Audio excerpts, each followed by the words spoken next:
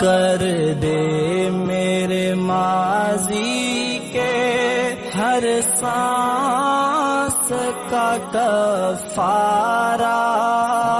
بسم اللہ الرحمن اعوذ باللہ من الشیطان الرجیم بسم اللہ الرحمن الرحیم قد افلح المؤمنون الذین هم فی صلاتهم خاشعون والذین هم عن اللغو معرضون والذین هم للزکاة فاعلون والذین هم لفروجهم حافظون إلا على أزواجهم أو ما ملكت أيمانهم فإنهم غير ملومين فمن ابتغى وراء ذلك فأولئك هم العادون والذين هم لأماناتهم وعهدهم راعون والذين هم على صلواتهم يحافظون أولئك هم الوارثون الذين يرثون الفردوس هم فيها خالدون۔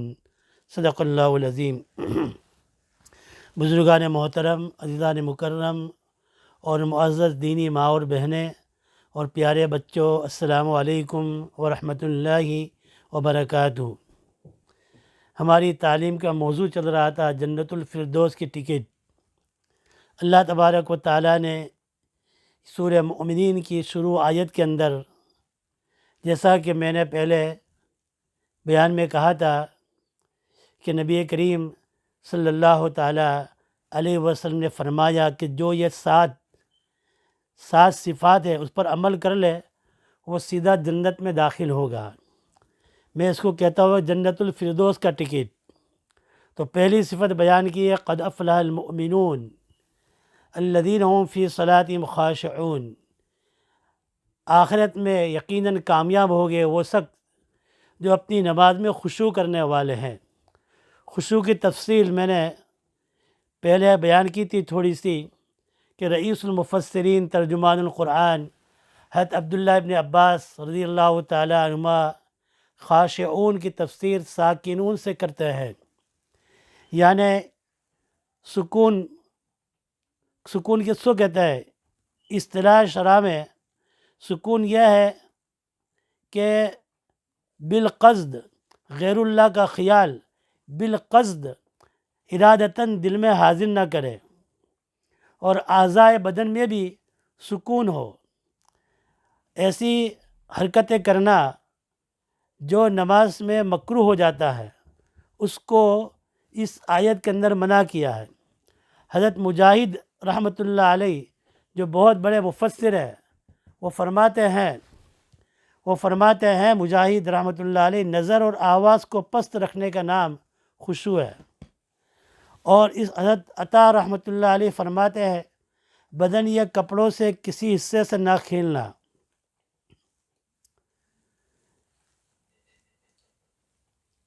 یہ تفسیر مظہری میں اور معارف القرآن میں حضرت ابو ذر رضی اللہ تعالیٰ عنہ سے روایت ہے کہ اللہ تعالیٰ نماز کے وقت میں اپنے بندے کی طرف متوجہ ہوتا ہے۔ ہم کس بارگاہ میں کھڑے ہوئے ذرا سوچے ہیں۔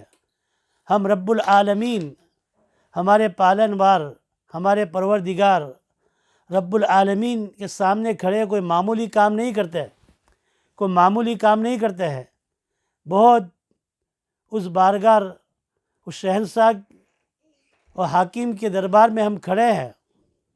لہذا حضرت ابو ذر فرماتے ہیں کہ اللہ تعالیٰ نماز کے وقت میں اپنے بندے کی طرف متوجہ ہوتا ہے، یا جو بندی نماز پڑھتی ہے اس کی طرف متوجہ ہوتا ہے جب تک وہ دوسری طرف متوجہ نہ ہو۔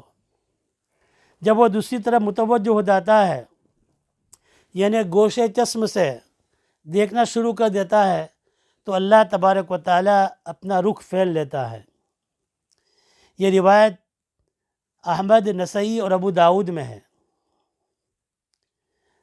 تو جب نماز کے لیے ہم کھڑے ہو تو ہمیں خشوع اور خضوع کے ساتھ نماز پڑھنا چاہیے۔ حضرت انس رضی اللہ تعالیٰ عنہ سے نبی کریم صلی اللہ تعالیٰ علیہ وسلم نے فرمایا کہ انس، نماز میں اپنی نگاہ سجدے کی جگہ میں رکھا کرو۔ علامہ ابن سیرین رحمۃ اللہ علیہ فرماتے ہیں یہ آیت کے نازل ہونے کے بعد سے پہلے صحابہ نماز میں گوشے چشم سے ادھر ادھر دیکھ بھی لیتے تھے، لیکن اس آیت کے نازل ہونے کے بعد صحابہ کی نظریں سجدے کی جگہ سے ہٹتی نہیں تھی۔ ابو ہریرہ رضی اللہ تعالیٰ عنہ نے ایک شخص کو دیکھا کہ نماز کے اندر اپنی داڑھی سے کھیلتا ہے۔ بہت سے لوگ جو ہے اپنی داڑھی سے کھیلتے ہیں، کوئی کپڑے سے کھیلتا ہے۔ میں چونکہ امام ہوں اس لیے میں آپ بیتی سناتا ہوں، ہم نے اپنی آنکھوں سے دیکھا ہے۔ بہت سے لوگ تو اپنی نماز کے اندر اپنی ناک صاف کرتے رہتے ہیں، استغفر اللہ۔ نماز پڑھ رہے ہیں، پتہ نہیں ان کا دماغ کہاں ہوتا ہے، کیا ان کو اور کوئی ٹائم ملتا نہیں اپنے ناک صاف کرنے کا؟ آنکھ کے اندر انگلی ڈال کر ناک کو صاف کرتے رہتے ہیں، ناک میں کھجلی کرتے رہتے ہیں، اور بہت سے فیشن کی داڑھی رکھتے ہیں ذرا سی، اور نماز میں اس داڑھی کو کھینچتے رہتے ہیں، داڑھی کو کھینچتے رہتے ہیں، داڑھی کو۔ تو کیا داڑھی بڑی ہو جانے والی ہے؟ معلوم ہوتا ہے کہ ان کی توجہ ہے وہ نماز کے اندر نہیں ہے۔ حضرت ابو ہریرہ رضی اللہ تعالیٰ عنہ نے ایک شخص کو دیکھا جو داڑھی سے کھیل رہا تھا، تو آپ نے فرمایا کہ اس کے دل میں اگر خشوع ہوتا تو اس کے جوارح یعنی اعضاء کے اندر بھی سکون ہوتا اس کا۔ عبداللہ ابن مسعود رضی اللہ تعالیٰ عنہ نے ایک شخص کو دیکھا جو بے توجہی سے نماز پڑھتا ہے۔ آپ نے فرمایا اللہ کے بندے کتنے سال سے نماز پڑھتے ہو؟ اس نے کہا 40 سال سے نماز پڑھتا ہوں۔ آپ نے فرمایا اپنی نماز کو درست کر لو، ورنہ اگر موت آئی تو ملت اسلام پر موت نہیں آئی۔ ہم آج ہر چیز کو سیکھتے ہیں، سیکھے بغیر کوئی کام نہیں کرتے، چھوٹا چھوٹا کام بھی ہم سیکھنا پڑتا ہے، لیکن ہمیں نماز کو بھی ہمیں سیکھنا چاہیے، علماء کرام سے سیکھنا چاہیے۔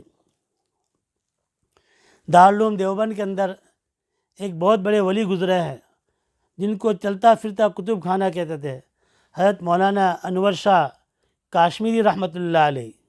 وہ ایک مرتبہ حضرت مولانا رشید احمد گنگوئی رحمۃ اللہ علیہ کے پاس گئے اور انہوں نے کہا کہ حضرت دعا فرمائیے کہ مجھے نماز پڑھنا آ جائے۔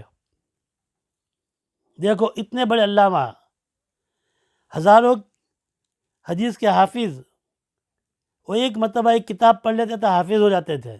اتنے بڑے علامہ، اتنے بڑے شیخ الحدیث، شیخ التفسیر، وہ حضرت گنگوئی رحمۃ اللہ علیہ کے پاس جا کر کہتے ہیں کہ میرے دعا کیجئے کہ اللہ تعالیٰ مجھے نماز پڑھنا مجھے آ جائے، اور ہم لوگ ہمارے نزدیک اس کی کوئی اہمیت ہی نہیں ہے۔ تو حضرت گنگوئی رحمۃ اللہ علیہ نے بڑا پیارا جواب دیا۔ آپ نے فرمایا کہ علامہ صاحب اگر نماز پڑھنا آ گئی پھر باقی کیا رہتا ہے؟ تو اللہ تبارک و تعالی ہم کو نماز کو خشوع کے ساتھ نماز پڑھنے کی توفیق عطا فرمائے۔ انشاءاللہ آئندہ پھر میں اور اس کے بارے میں کچھ باتیں ذکر کروں گا۔ سبحان اللہ و بحمدہ، سبحانک اللہم و بحمدک، نشہد ان لا الہ الا انت، نستغفرک و نتوب الیک۔